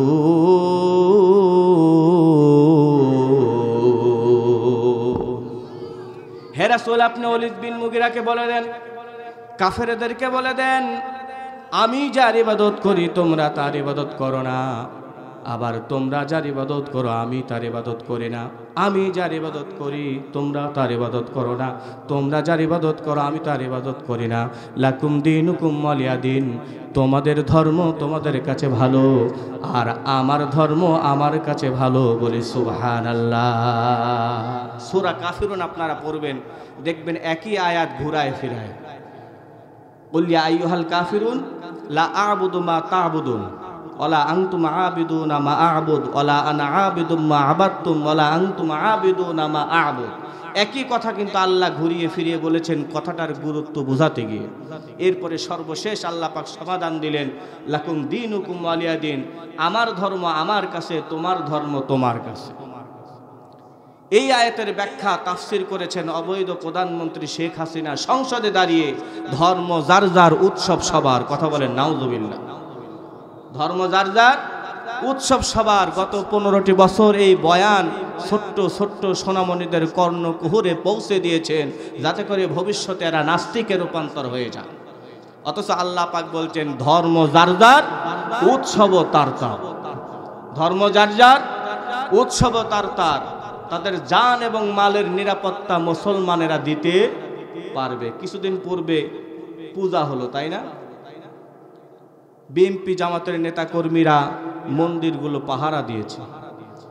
এখন এই আওয়ামী লীগের মুফতি সাহেব যেগুলো আছে, এরা বলতেছে এরা নাকি আবার মুসলমান, মূর্তি পাহারা দিচ্ছে। ওদের এখন একটা অনলাইন গ্রুপ আছে, ওখানে দেখা যায়। আমার প্রিয় বন্ধুগণ, ওই সময় আমি বলেছিলাম এক মাহফিলে যে বিএনপি জামাতের নেতা কর্মীরা মূর্তি পাহারা দিচ্ছে না, বিএনপি জামাতের নেতা কর্মীরা সন্ত্রাসী বাহিনী আওয়ামী লীগকে পাহারা দিচ্ছে।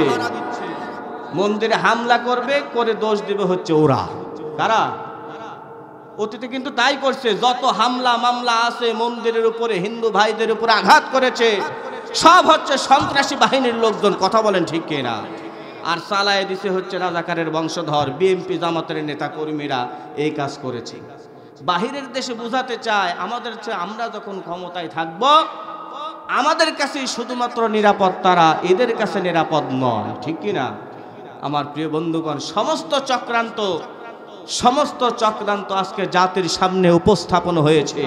যখন বিএনপি জামাতের নেতা কর্মীরা মন্দিরগুলো পাহারা দিয়েছে, একটা সন্ত্রাসী বাহিনীর ক্ষমতা হয় নাই তাদের মন্ত্রী হামলা করা। আমরা এভাবেই আগামীর বাংলাদেশকে পাহারা দিব ইনশাআল্লাহ। আপনারা কি রাগ করতেছেন নাকি? কি আলোচনা কি চালাবো? আদর্শ মুসলমান হতে হলে কয়টি গুণ দরকার? 5টি গুণ দরকার। শুধুমাত্র একটি গুণের কথা বলতেছি, দাওয়াতি কাজ। দাওয়াতি কাজ আপনাকে করতেই হবে। আর আপনি যখন দাওয়াতি কাজ করতে যাবেন, পরিবেশ পরিস্থিতির উপরে নির্ভর করে আপনাকে দাওয়াতি কাজ করতে হবে। আল্লাহর বিধান যেমন, দাওয়াতি কাজ হবে হচ্ছে তেমন। সূরা কাফিরুন নাজিল হয়ে গেল, রাসূলকে তারপরেও দাওয়াতি কাজ থেকে ফেরানো যাচ্ছে না। আবার দারুন নাদওয়ার ভিতরে বৈঠক হলো, নবী মুহাম্মদকে কোনোভাবেই দাওয়াতি কাজ থেকে ফেরানো যাচ্ছে না। কি করা যায়? ওই সময় রাসূলের বয়স হলো 47তম বছর। 47 বছর বয়স। কত বছর বলেন? 47 বছর বয়সে দারুন নাদওয়ার ভিতরে বৈঠক করা হলো। কি করা যায়? কাফেরেরা সেই দিন 3টা চক্রান্ত করলো রাসূলের বিরুদ্ধে। কয়টা? সূরা আনফালের 30 নম্বর আয়াত আল্লাহ পাক নাজিল করে দিয়ে আল্লাহর রাসূলকে সেইটা জানিয়ে দিলেন। وَإِذْ يَمْكُرُ بِكَ الَّذِينَ كَفَرُوا لِيُثْبِتُوكَ أَوْ يَقْتُلُوكَ أَوْ يُخْرِجُوكَ وَيَمْكُرُونَ وَيَمْكُرُ اللَّهُ وَاللَّهُ خَيْرُ الْمَاكِرِينَ।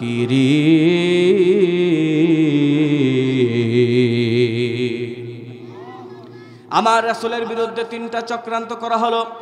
1 নম্বর চক্রান্ত করা হলো লিউসবিতুকা, মুহাম্মদ বিন আব্দুল্লাহকে ধরে জেলখানার ভিতরে বন্দি করে রাখা হোক। কোথায়?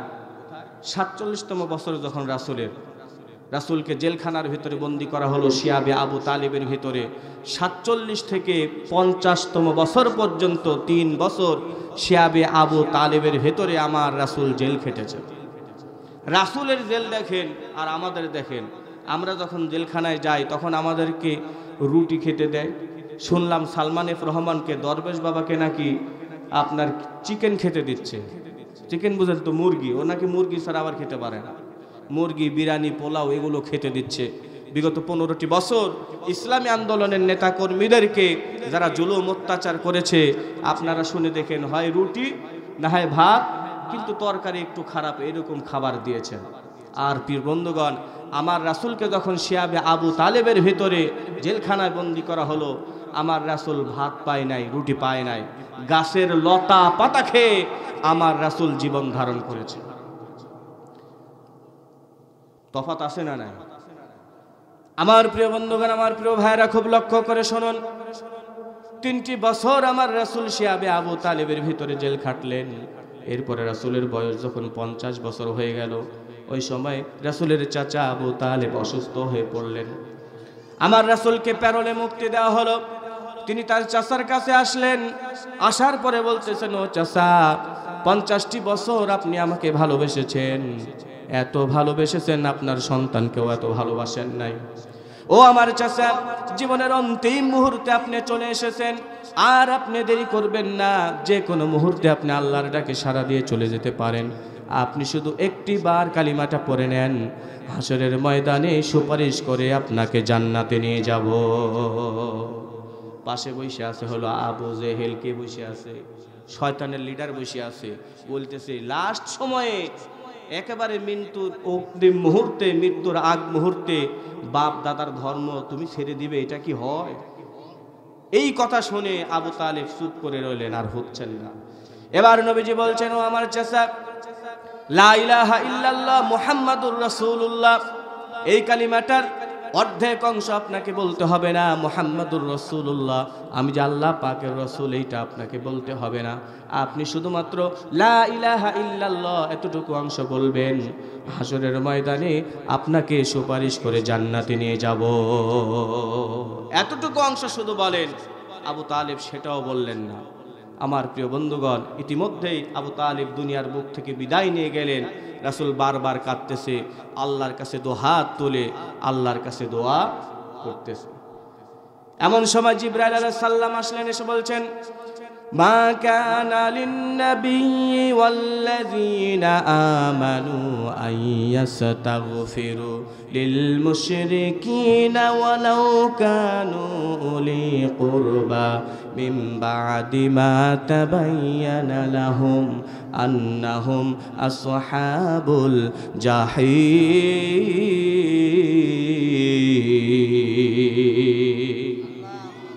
খুব খেয়াল করে শুনবেন আয়াতটা।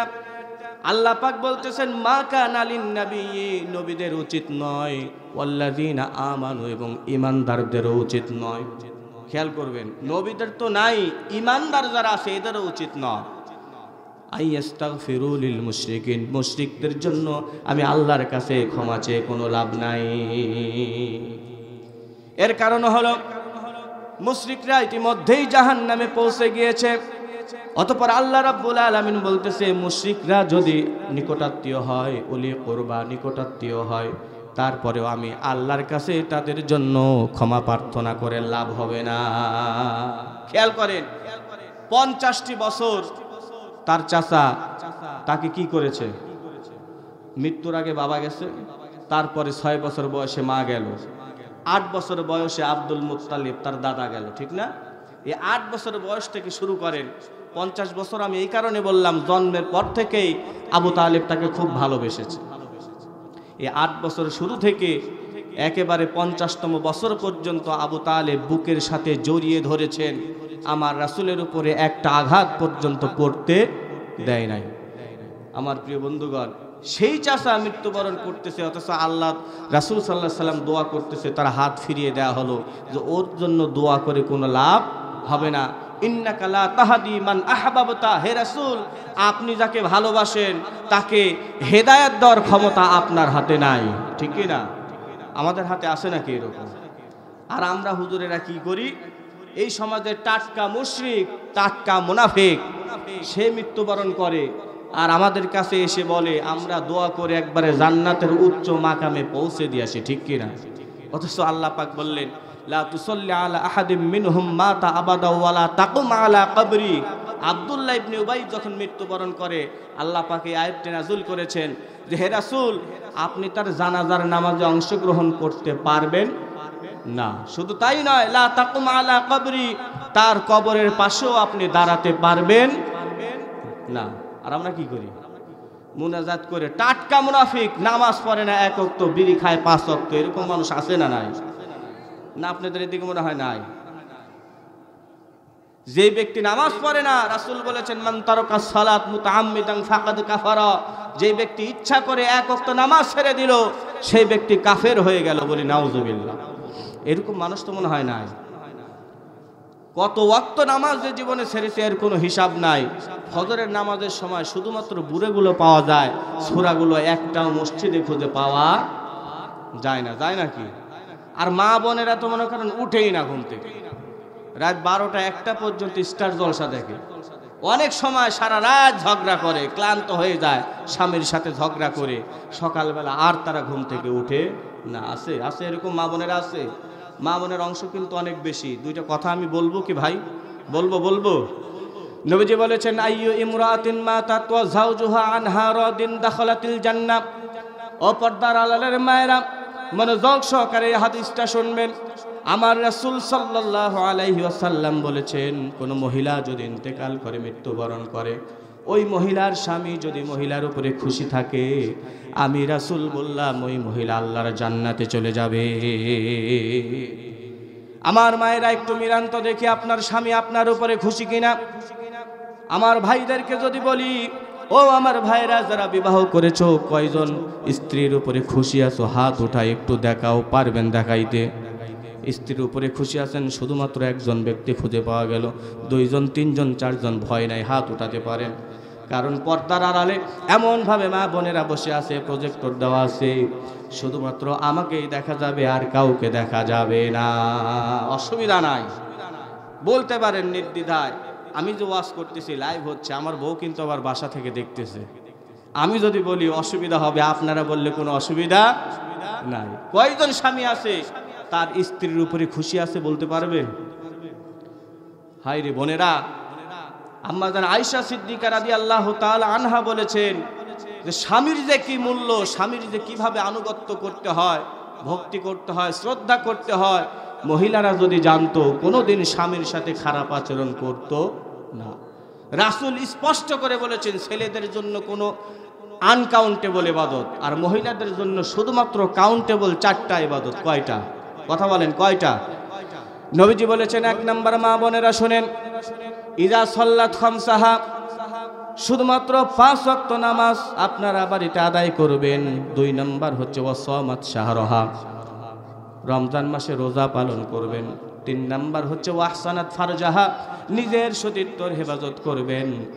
4 নাম্বার হচ্ছে ওয়াতাআত বালাহা, স্বামীর আনুগত্য করবেন। এরপরে রাসূল বলেছেন এই 4টি গুণ যদি কোনো মহিলার ভিতরে থাকে, এই 4টি ইবাদত যদি কোনো মহিলা সুন্দরভাবে করতে পারে, ফালতাদখুল মিন আইয়ি আবওয়াবিল জান্নাতি শাআত, জান্নাতের ভেতরে প্রবেশ করার জন্য আল্লাহ পাক 8টি দরজা বানিয়েছেন। ওই মহিলার জন্য জান্নাতের 8টি দরজাই ওপেন হয়ে যাবে। কাজ কয়টা? 4টা। মা বোনেরা এখন বলতে পারেন হুজুর সব ঠিক আছে, নামাজ পড়ি, রোজা করি, নিজের সতীত্বের হেফাজত করি, লাস্টে যেইটা বলেছেন এইটা করা যাবে? সারাদিন কষ্ট করে আইসে বলতেছে ময়নার মা একটা গ্লাস পানি দাও তো, আর কাছে খেয়ে হ্যাঁ সারাদিন আমি বাড়িতে কাজ করি, ছেলেবেলে গো সামলাই, বাড়িতে কত কাজ আছে এগুলো তোমার চোখে পড়ে না? আবার রাত্রে এসে বলতেছে 1 গ্লাস পানি দাও, ঢাইলে খাও। আছে না নাই? ভয় করার দরকার নাই ভাই। মা বোনদেরকে বলতেছি, মা বোনদেরকে অত্যন্ত সাবধান হওয়া দরকার, স্বামীর প্রতি যত্নশীল হওয়া দরকার যদি আপনি জান্নাত পেতে চান। আর যদি আপনি মনে করেন আবু জেহেলের স্ত্রী, আবুল আহাবের স্ত্রী, এদের সাথে আপনি জাহান্নামে থাকবেন, তাহলে থাকেন, অসুবিধা নাই। স্বামীর সাথে ভালো আচরণ করার দরকার নাই। আজকে আবার বাড়িতে যাবে, স্বামীর সাথে আবার ঝগড়া শুরু করে দেবেন, ফজর পর্যন্ত চালাবেন, অসুবিধা নেই। আর যদি মনে করেন না এতদিন যা হওয়া হয়েছে, মা বোনদের 2 পায়ে আমি হাত দিয়ে বলবো, মা বোনেরা স্বামীর সাথে ভালো আচরণ করুন। আজকে স্বামীর হাতে হাত রেখে পায়ে হাত দিয়ে স্বামীর কাছে ক্ষমা প্রার্থনা করুন, যা হয়েছে সব ভুল ক্ষমা করে দাও, আজকে থেকে তোমার সাথে ভালো আচরণ করব। আল্লাহ পাক আমার বোনগুলোকে ইসলামের জন্য, দ্বীনের জন্য কবুল করে। সকলে মিলে আল্লাহুম্মা আমিন। কি আপনাদের আলোচনা মনে আসে তো আলোচনা চালাবো আমি। প্রকৃত মুসলমান হতে হলে কয়টি কাজ করতে হবে? কয়টি? 5টি। খেয়াল করেন, প্রথম কাজ হচ্ছে দাওয়াতি কাজ। পরের পয়েন্টগুলো বলে আমি আলোচনা শেষ করে দেবো ইনশাআল্লাহ। রাসূলের বয়স হচ্ছে 50তম বছর। কত বছর? 50তম বছর। প্যারোলে মুক্তি দেওয়া হলো। তার চাচা ইন্তেকাল করলেন। মাত্র 2 মাস পরে খাদিজাতুল কুবরা রাদিয়াল্লাহু তাআলা আনহা তিনিও কিন্তু ইন্তেকাল করার পরে রাসূলের এই বছরটাকে বলা হয় হচ্ছে কষ্টের বছর, শোকের বছর। আমার নবীজির উপর আরো জুলুম, অত্যাচার, নির্যাতন, নিপীড়ন শুরু হয়ে গেল। রাসূলুল্লাহ সাল্লাল্লাহু আলাইহি ওয়াসাল্লাম মনের ব্যথা বেদনা নিয়ে তায়েফের ময়দানে চলে গেলেন দ্বীনের দাওয়াত দেওয়ার জন্য। তায়েফবাসীকে দ্বীনের দাওয়াত দিচ্ছেন। তায়েফের ময়দানে রাসূল ছিলেন মোট 10 দিন। কয়দিন? কথা বলেন, কয়দিন? 10টা দিন ছিলেন। 10মতম দিনে এই তায়েফের লিডারদেরকে একত্রিত করে রাসূলুল্লাহ দ্বীনের দাওয়াত দিচ্ছিলেন। তায়েফের নেতারা বলল, না, এখানে দাওয়াত দেওয়া যাবে না, যাও তুমি তোমার মক্কার দিকে ফিরে যাও। আমার রাসূল সাল্লাল্লাহু আলাইহি ওয়াসাল্লাম নেতাদের কথা শোনার পরে মক্কার দিকে রওনা হয়েছেন। যুগে যুগে যত নেতা খেতা অবৈধভাবে ক্ষমতা দখল করেছে, এরা সবাই ইসলামের পথ থেকে বিমুখ হয়েছে। ঠিক কি না? যাদের অর্থ বেশি, সম্পদ বেশি, এরা দেখবেন মাহফিলের প্যান্ডেলে খুব একটা বসে না। ওই আফ্রিকা থেকে আসতে হচ্ছে কি হাফসি গোলাম হযরতে বেলাল রাদিয়াল্লাহু তাআলা আনহু। থাকার কোনো জায়গা নাই, পোশাক নাই, কিচ্ছু নাই। জিরো থেকে আল্লাহ পাক হিরো বানিয়ে দিয়েছেন শুধুমাত্র কোরআনের সংস্পর্শে আসার কারণে। ঠিক কি না? আপনারা অতীত ইতিহাসগুলো যদি দেখেন, আল্লাহর নবী নূহ আলাইহিস সালাম কয় বছর দাওয়াত দিয়েছে বলতে পারবেন? কয় বছর? 950 বছর। কয়জন ইসলাম ধর্ম গ্রহণ করেছে?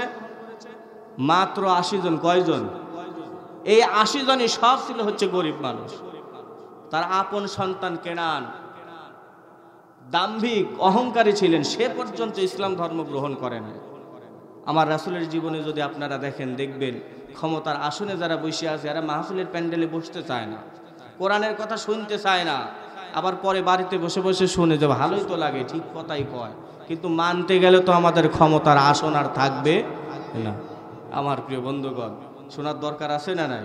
দেখেন, খেয়াল করেন, 2 মাস পরে খাদিজাতুল কুবরা রাদিয়াল্লাহু তাআলা আনহা মারা গেলেন। তায়েফের ময়দানে গেলেন, রাসূলকে দূর দূর করে তাড়িয়ে দেওয়া হচ্ছে। আর ছোট্ট ছোট্ট শিশু সন্তানদেরকে রাসূল সম্পর্কে বলা হলো, এই যে ব্যক্তিটা যাচ্ছে, ইন্নাকা লামাজনুন, এই ব্যক্তি হচ্ছে পাগল। কি বলেন? পাগল বলে আখ্যায়িত করা হলো। রাসূল সামনের দিকে অগ্রসর হচ্ছেন। আমার রাসূলের শুধুমাত্র একটি অপরাধ, তেমন কোনো অপরাধ নয়। আমার রাসূলের একটাই অপরাধ, দ্বীন ইসলামের দাওয়াত দেওয়া। আমার রাসূল যদি চাইতেন একা একা নামাজ পড়বেন, একা একা রোজা করবেন, একা একা হজ করবেন, রাসূল পারতেন কি পারতেন না? কথা বলেন। আজকেও আমরা যদি চাই একা একা সব কিছু করতে পারবো, কিন্তু অপর ভাইকে দ্বীন ইসলামের দাওয়াত যখন দিব, ইসলামী সংগঠনে আসার জন্য যখন আমরা বলবো, অন্য সংগঠনে যত মানুষ আছে এরা আমাদের উপরে ক্ষিপ্ত হয়ে যাবে। ঠিক কি না? আমার রাসূল মক্কার দিকে অগ্রসর হচ্ছেন। এই ছোট্ট ছোট্ট শিশুগুলো পিছন দিক থেকে যাচ্ছে, বলতেছে পাগল পাগল। আমার রাসূলের দিকে নুরি ছোট্ট ছোট্ট পাথরগুলো আঘাত করতেছে। আমার রাসূলের চেহারা, আমার রাসূলের শরীর থেকে দর দর করে রক্ত ঝরছে। হযরতে জিবরাইল আলাইহিস সালাম রাসূলের কাছে আসলেন, এসে বলছেন, ইয়া রাসূলুল্লাহ, এই যে তায়েফবাসী আপনাকে গ্রহণ করলো না, বিনিময়ে আবার আপনাকে রক্তাক্ত করলো, আঘাত করলো, শরীর থেকে রক্ত ঝরালো। হে রাসূল, আপনি একটিবার বলুন, এই পাহাড়গুলো নিয়ে তায়েফবাসীর উপরে আমি জিবরাইল এমন ভাবে ফেলে দেব, তায়েফবাসীকে দুনিয়ার বুকে একবারে নিঃশেষ করে দেব। আমার নবীজি বললেন, হে জিবরাইল, এদেরকে যদি তুমি নিঃশেষ করে দাও, দুনিয়ার বুক থেকে যদি বিদায় করে দাও, আমি কাদের কাছে দ্বীন ইসলামের দাওয়াতটা দেব? আমার রাসূলকে আল্লাহ পাক রহমত হিসেবে দুনিয়াতে পাঠিয়েছিলেন, তাই না? ওয়ামা আরসালনাকা ইল্লা রাহমাতাল লিল আলামিন।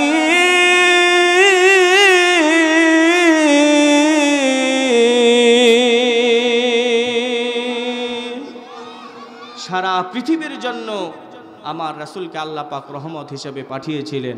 আমার রাসূল যদি সেই দিন চাইতেন, তাহলে কি হতো? তায়েফবাসীদের ধ্বংস হতো কি হতো না? হতো না? সাধারণ ক্ষমা যে করতে হয়, এটাও একদল মানুষ জানে না। এরা মনে করে ওদেরকে ক্ষমা করে দিল কেন। সাধারণ ক্ষমা, এটা হচ্ছে আমার রাসূলের সুন্নাহ। রাসূল যখন ৮ম হিজরিতে মক্কা বিজয় করেন, আমার রাসূল সেই দিন ডেকে বলেছিলেন, আবু সুফিয়ানের বাড়িতে যারা যারা আশ্রয় নেবে সকলকেই ক্ষমা করে দেওয়া হবে। যাও, সকলকেই ক্ষমা করে দেওয়া হবে। আবু সুফিয়ানের বাড়িতে যারা যারা সেই দিন অংশগ্রহণ করেছিল, আমার রাসূল সকলকেই সাধারণ ক্ষমা ঘোষণা করেছে। আবু সুফিয়ানের স্ত্রী হিন্দ, কি নাম? রাসূলের চাচা আমির হামজা রাদিয়াল্লাহু তাআলা আনহুকে উহুদের যুদ্ধে নির্মমভাবে হত্যা করার পরে কলিজা পর্যন্ত বের করে তার চাচার কান কেটে, নাক কেটে, মালা গেঁথে এ আবু সুফিয়ানের স্ত্রী হিন্দ গলায় ঝুলিয়ে তারপরে নেচেছেন। এই আবু সুফিয়ানের স্ত্রী হিন্দ পর্যন্ত রাসূলের কাছে যখন আশ্রয় চেয়েছেন, ইয়া রাসূলুল্লাহ আমাকে ক্ষমা করে দিন, আমি কালিমা পড়ে মুসলমান হয়ে যেতে চাই, তাকে পর্যন্ত আল্লাহ রাসূল সাল্লাল্লাহু আলাইহি ওয়াসাল্লামকে প্রস্তুত হওয়ার দরকার আছে না নাই?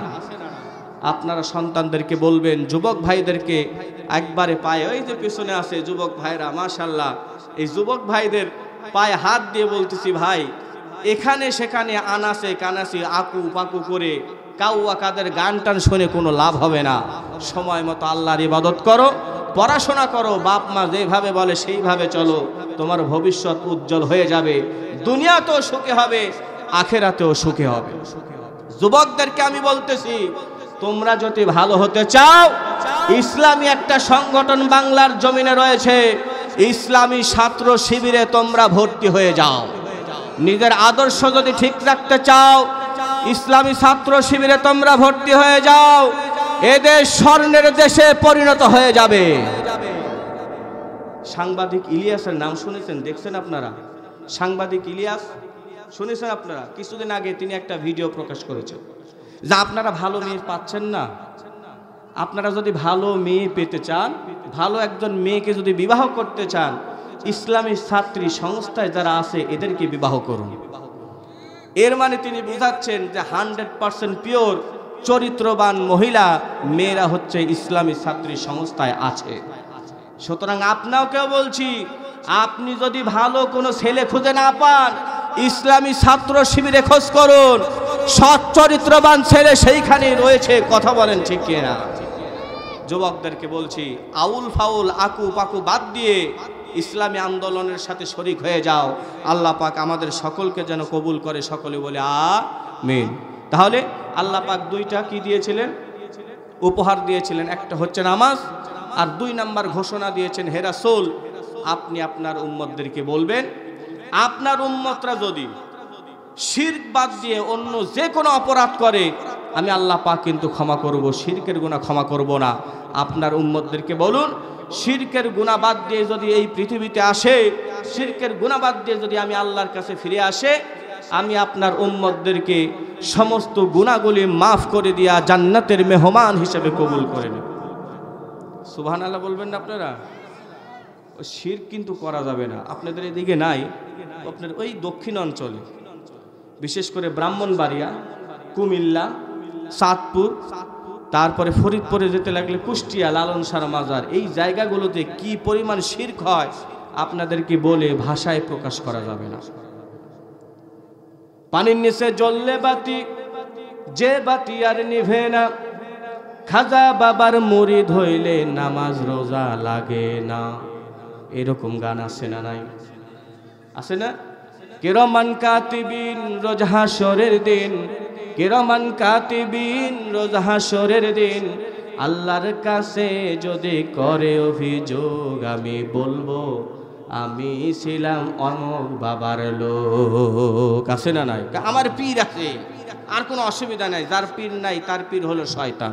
এই কথাও তারা বলে, বলে না? বলে না? বলে না? পানি গড়গড়ায়া পড়তাছে, বাবা আমায় ডাকতাছে, পানি গড়গড়ায়া পড়তাছে, বাবা আমায় ডাকতাছে, আয় রে মানিক আমার বুকে আয়, বুকের ভেতর আছে প্রাণ, তার ভেতরে মেশিন গান, ভান্ডারি আমায় পাগল বানাইছে। আমি কিন্তু মিথ্যা বলতেছি না, আপনারা ইউটিউবে ঢুকেন, বিভিন্ন ভণ্ড পীরদের গান আপনারা সার্চ দেবেন, দেখবেন বিভিন্ন দরবারে এই ধরনের গানগুলো হয়। এই গানগুলো কিন্তু ঈমান হরণ করে। প্রিয় বন্ধুগণ, এগুলো থেকে আমরা সবসময় সচেতন থাকবো ইনশাআল্লাহ। আমার প্রিয় বন্ধুগণ, খুব খেয়াল করে শুনুন, লক্ষ্য করে শুনুন। আমার রাসূল মিরাজ থেকে ফিরে আসলেন। আসার পরে রাসূলের বয়স তখন 52তম বছর হয়ে গিয়েছে। সংক্ষেপ করছি ঘটনাটা। 53তম বছর যখন রাসূলের হয়ে গেল, 53তম বছরে আমার রাসূলের উপরে ওহী নাজিল আসলো, হে রাসূল, মক্কার কাফিরেরা মক্কার জমিনে আপনাকে থাকতে দিবে না, আপনি মক্কার জমিন ছেড়ে দিয়া মদিনার দিকে রওনা দেন। আমার রাসূল সাল্লাল্লাহু আলাইহি ওয়াসাল্লাম তার জামাতা আলী রাদিয়াল্লাহু তাআলা আনহুকে বললেন, হে আলী, আমি যেইখানে শুয়েছিলাম সেইখানে তুমি শুয়ে পড়ো। কাফেরেরা আমি মনে করে তোমাকে যদি হত্যা করে ফেলে, শহীদ করে দেয়, তোমার কি কোনো আপত্তি আছে? আমার রাসূলের জামাই হযরতে আলী রাদিয়াল্লাহু তাআলা আনহু বললেন, হে রাসূল, কাফেরেরা আমাকে যদি রাসূল মনে করে শহীদ করে দেয়, আমি আলীর জীবনের চাইতে বড় চাওয়া আর কিছু হতে পারে না। কাফেররা চতুর্দিক থেকে ধরে ফেললো 12টি গোত্রের 12 জন নেতা। কয়জন? সবার হাতে ধারালো তরবারি, চতুর্পাশে ধরে ফেললো। হযরতে জিবরাইল আলাইহিস সালাম রাত্রিবেলা আসলেন, এসে বলছেন, ইয়া রাসূলুল্লাহ, আর ঘরের ভিতরে থাকা যাবে না, কাফেরেরা চতুর্পাশ দিয়ে ধারালো তরবারি নিয়ে আপনাকে ঘিরে ধরেছে। আমার রাসূল বললেন, উপায় কি? জিবরাইল আলাইহিস সালাম বললেন, হে রাসূল, আপনি ঘর থেকে বের হন, হাতের ভিতরে এক মুঠ আপনি ধুলা নেবেন। ধুলা নিয়া ওয়াজআলনা মিন বাইনি আইদিহিম সাদ্দান ওয়া মিন খালফিহিম সাদ্দা ফাগশাইনাহুম ফাহুম লা ইউবসিরুন। হাতের ভিতরে এক মুঠো ধুলা নিয়ে এই আয়াতটি পড়ে বিসমিল্লাহ বলে শুধু উপরে ফু দিবেন, বিসমিল্লাহ বলে উপরে ছেড়ে দিবেন। সমস্ত কাফেরের চোখে মুখে বালিগুলি পৌঁছে দেওয়ার দায়িত্ব আমি জিবরাইলের। রাসূল ঘর থেকে বের হলেন, হাতের ভিতরে বালি নিয়ে এই আয়াতটি পরে উপরের দিকে ছুঁড়ে মারলেন। জিবরাইল আলাইহিস সালাম সমস্ত কাফেরদের চোখের ভিতরে পৌঁছে দিলেন। আমার রাসূল সাল্লাল্লাহু আলাইহি ওয়াসাল্লাম 12 জন ব্যক্তিকে ওভারটেক করে আমার রাসূল হযরতে আবু বকরের দরজায় গিয়ে করাঘাত করলে। খেয়াল করে শুনেন, সারা পৃথিবীর মানুষ যদি আপনার শত্রু হয়, সারা পৃথিবীর মানুষ যদি আপনার ক্ষতি করতে চায়, আল্লাহ পাক যদি আপনার ক্ষতি না করতে চায়, আল্লাহ পাক যদি আপনাকে সেভ করতে চায়, সারা পৃথিবীর মানুষ মিলেও আপনার কোনো ক্ষতি করতে পারবে না। সারা পৃথিবীর মানুষ যদি আপনার পক্ষে থাকে আর আল্লাহ যদি আপনার ধরে, সারা পৃথিবীর মানুষ মিলেও আপনাকে বাঁচাতে পারবে না। রাসূল আবু বকরের বাড়িতে গেলেন, ঠক করে একটা আস্তে করে দরজায় করাঘাত করলেন। আবু বকর বের হয়ে গেল, দরজা খুলে দিলেন। আনুমানিক প্রায় 3টা 3:30 তাহাজ্জুদের সময় হয়েছে। নবীজি হযরত আবু বকর রাদিয়াল্লাহু তাআলা আনহুকে বলতেছেন, আবু বকর, তুমি কি ঘুমাও নাই?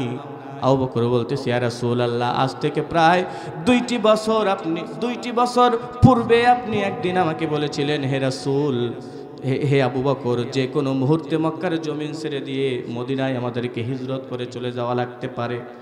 হযরত আবু বকর রাদিয়াল্লাহু তাআলা আনহু আমার রাসূলকে ডাক দিয়ে বলতেছে, হে রাসূল, সেই দিন থেকে শুরু করে আজ পর্যন্ত একটা দিনও একটা রাতও আমি ঘুমাতে পারি নাই। হযরত আবু বকরকে সঙ্গে করে নিয়ে মদিনার দিকে রওনা হচ্ছেন।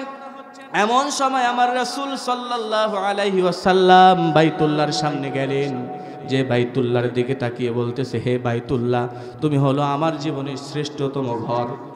হে মক্কা নগরী, তুমি হলো আমার জীবনে সবচাইতে শ্রেষ্ঠতম নগরী। তোমাকে আমি ছাড়তে চাই নাই। তোমার আঙিনায় 53টি বছর আমি সময় কাটিয়েছি। মক্কার কাফেরেরা এই মক্কার জমিনে আমাকে থাকতে দিল না। ওরা আমাকে অবৈধ নাগরিক ঘোষণা করেছে। কি নাগরিক বলেন? অবৈধ নাগরিক মনে ঘোষণা করেন। দেখলেন না 5 তারিখের আগে, কয় তারিখ? 3 তারিখ না 2 তারিখ? তড়ি ঘড়ি 1 ঘন্টার ভিতরে সিদ্ধান্ত নিল জামাত শিবির হচ্ছে নিষিদ্ধ সংগঠন, অবৈধ সংগঠন। ঠিক কি না? আরে আল্লাহর কি খেলা দেখো! 2 মাসও অতিক্রম হয় নাই যে ছাত্রলীগের প্রয়োজনায় জামাতকে শিবিরকে নিষিদ্ধ করা হয়েছে, সেই ছাত্রলীগকে আল্লাহ পাক সময়ের ব্যবধানে নিষিদ্ধ সংগঠন করেছে। ছাত্রলীগের খনমি যেখানে পাবেন একটা করে ধরবেন আর পুলিশের হাতে উঠিয়ে দিবেন। পারবেন না আপনারা? কি পারবেন না আপনারা? এদেশের মানুষ তাদেরকে বয়কট করেছে, এদেশের মানুষ তাদেরকে বয়কট করেছে, কারণ কারা সন্ত্রাসী। সন্ত্রাসীদের রাজনীতি করার অধিকার বাংলার জমিনে নাই। আমার নবীজি বললেন, আমাকে অবৈধ নাগরিক ঘোষণা করা হয়েছে, আর মক্কার জমিনে থাকতে পারলাম না, মদিনার জমিনে চলে যেতে হবে। আল্লাহ পাক সঙ্গে সঙ্গে আয়াত নাজিল করলেন, লা উকসিমু বিহাযাল বালাদ ওয়া আনতা হিল্লুম বিহাযাল বালাদ। আল্লাহু আকবার। হে রাসূলুল্লাহ, আপনাকে অবৈধ নাগরিক ঘোষণা করেছে, আপনি অবৈধ নাগরিক নয়। আনতা হিল্লুম বিহাযাল বালাদ, আমি আল্লাহ বললাম আপনি হলো মক্কা শহরের বৈধ নাগরিক। হে রাসূল, আজকে আপনি মনের ব্যথা বেদনা নিয়ে মক্কার জমিন ছেড়ে দিয়ে মদিনাতে আপনাকে চলে যেতে হচ্ছে। এমন সময় আসবে, আমি আল্লাহ পাক এই মক্কা নগরীর বিজয় আমি আপনার হাতে তুলে দেব। আমার প্রিয় বন্ধুগণ, আমার প্রিয় ভাইয়েরা, আমাদেরও কোনো ভয় নাই, কোনো চিন্তা নাই। স্বাধীনতার 53 বছর হয়েছে তো কি হয়েছে? ইসলামী আন্দোলনের নেতা কর্মীরা যদি প্রস্তুত থাকে, এমন সময় আসবে 56,000 বর্গ মাইল এই বাংলাদেশ আল্লাহর কোরআন দিয়ে চলবে। মালিক কে? কথা বলেন, মালিক কে? রাসূলকে মক্কায় থাকতে দেয় নাই। আমাদেরও কিন্তু এরকম হয়েছে। ডক্টর মিজানুর রহমান আজহারিকে দেশে থাকতে দেওয়া হয় না, ঠিক কি না? মুফতি কাজী ইব্রাহিম মনের ব্যথা বেদনা নিয়ে কাতারে চলে গিয়েছিলেন।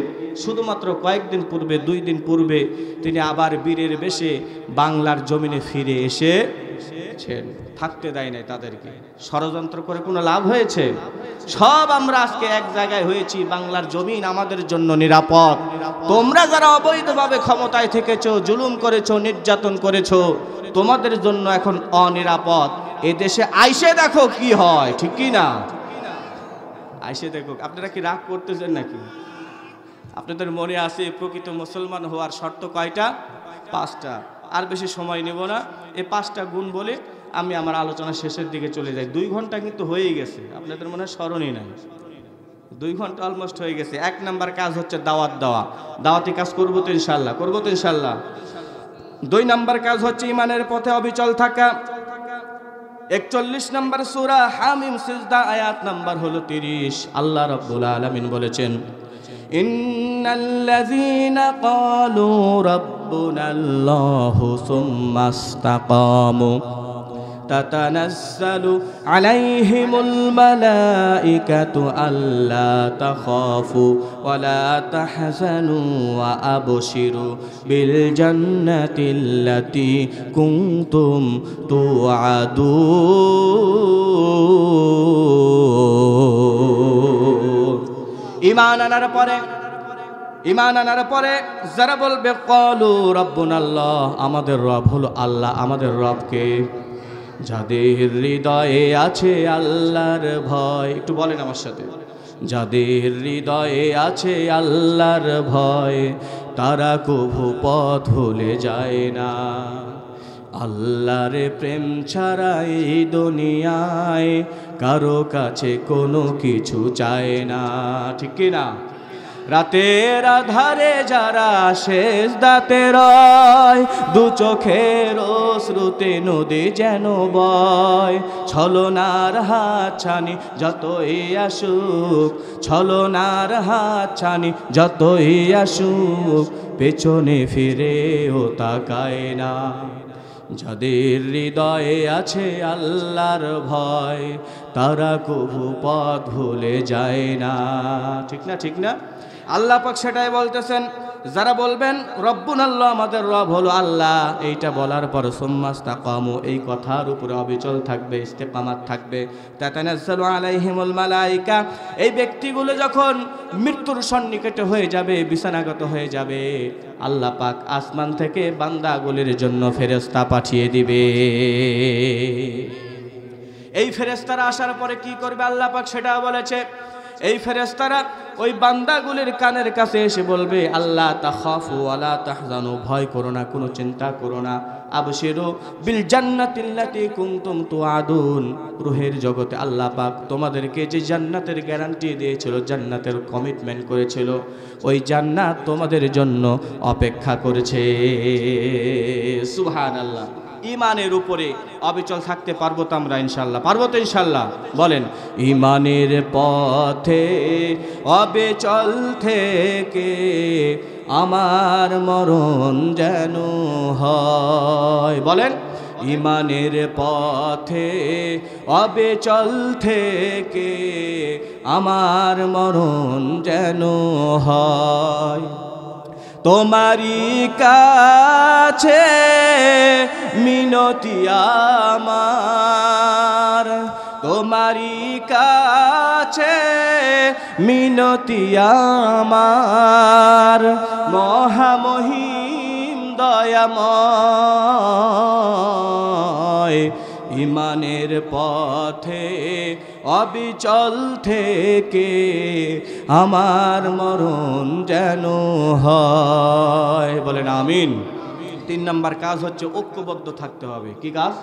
ঐক্যবদ্ধ। লা তাফাররাকু। আল্লাহ পাক সূরা আলে ইমরানে 3 নম্বর সূরা 103 নম্বর আয়াতের ভিতরে বলেছেন, ওয়াতাসিমু বিহাবলিল্লাহ জামিআ, তোমরা একত্রিত হয়ে আমি আল্লাহ পাকের রজ্জুকে আঁকড়ে ধরো, লা তাফাররাকু, দলে দলে বিভক্ত হয়ে যেও না। আজকে আমাদের ভিতরে বিভক্ত আছে না নাই? পরিচয় দেয়, আমি হচ্ছে হানাফি, আমি হচ্ছে আলে হাদিস, আমি হচ্ছে সুন্নি, এই তুই হলো জামাত, তুই হেফাজত, এরকম আমাদের দলে দলে বিভক্ত হয়ে গেছে। আমাদের একটাই পরিচয়, শুধুমাত্র উই আর মুসলিম। ঠিক কিনা? একটা পরিচয়, উই আর কি? আমরা শুধুমাত্র মুসলমান, একটাই পরিচয় হবে। থাকবো তো ইনশাল্লাহ? ঐক্যবদ্ধ থাকবো। আমাদের ভিতরে বিভিন্ন ইখতিলাফ থাকলেও, মতের পার্থক্য থাকলেও, দিন প্রতিষ্ঠার ব্যাপারে আমরা সবাই আল্লাহর এই জমিনে দিন প্রতিষ্ঠার ব্যাপারে ঐক্যবদ্ধ থাকবো ইনশাআল্লাহ। আল্লাহ পাক আমাদের কবুল করে নিক বলে আমিন। 4 নাম্বার হচ্ছে, খেয়াল করবেন, মনোযোগ দিয়ে শুনবেন। সাতক্ষীরার এক প্রোগ্রামে আমি বলেছিলাম, আমার পাশে এক সুপার বসা ছিল, আমি বলেছিলাম আপনারা বলেন তো আল্লাহ পাক তার বান্দাদের উপরে সর্বপ্রথম কোন জিনিসটা ফরজ করেছে? একই প্রশ্ন আমি আপনাদের উপরে করি, বলেন তো আল্লাহ পাক সর্বপ্রথম আমাদের উপরে কোন জিনিসটা ফরজ করেছে? নামাজ। বেশিরভাগ লোকই জানে নামাজ, তাই না? অথচ কোরআনের সর্বপ্রথম শব্দ হচ্ছে ইকরা। কথা বলেন কি? You have to read for your creator. তুমি তোমার সেই মহান প্রভুর নামে পড়ো যে মহান প্রভু তোমাকে সৃষ্টি করেছে। সুবহানাল্লাহ। ইকরা ইম্পারেটিভ ওয়ার্ড, আদেশসূচক একটা শব্দ, আরবিতে বলা হয় আমরের সিগা। ইকরা, পড়ো, পড়তেই হবে তোমাকে। বান্দার উপরে আল্লাহ পাক সর্বপ্রথম ফরজ করেছে হচ্ছে পড়াশোনা করা। কি করা? আমার প্রিয় বন্ধুগণ, খুব খেয়াল করে শুনবেন। কবরের ভিতরে মানুষকে 3টা প্রশ্ন করা হবে। কয়টা? এই 3টা প্রশ্নের উত্তর যদি কোনো মানুষ পারে, আরেকটি প্রশ্ন করা হবে। আবু দাউদ শরীফের ভিতরে হাদিসখানা এসেছে। 1 নম্বর প্রশ্ন করা হবে মার রাব্বুকা, 2 নম্বর হচ্ছে মান দীনুকা, 3 নম্বর হচ্ছে মান হাযার রাজুলু মান নাবিয়্যুকা, এই ব্যক্তিকে। ঠিক কিনা? এই 3টা প্রশ্নের উত্তর যদি কোনো মানুষ পারে, এরপরে 4 নম্বর প্রশ্ন তাকে করা হবে, তুমি যেই 3টা প্রশ্নের উত্তর দিলা, মা আলামাকা, তুমি কেমন করে জানলা? ওই ব্যক্তি যদি বলে সামিআতুন নাসা ইয়াকুল, মানুষ বলেছে আর আমি শুনেছি। নাটোর থেকে জহুরুল ইসলাম এসেছিল, সে বলেছে আর আমি শুনেছি। আমার রাসূল বলেছেন, সঙ্গে সঙ্গে ওই ব্যক্তির উপরে মারপিট শুরু হয়ে যাবে।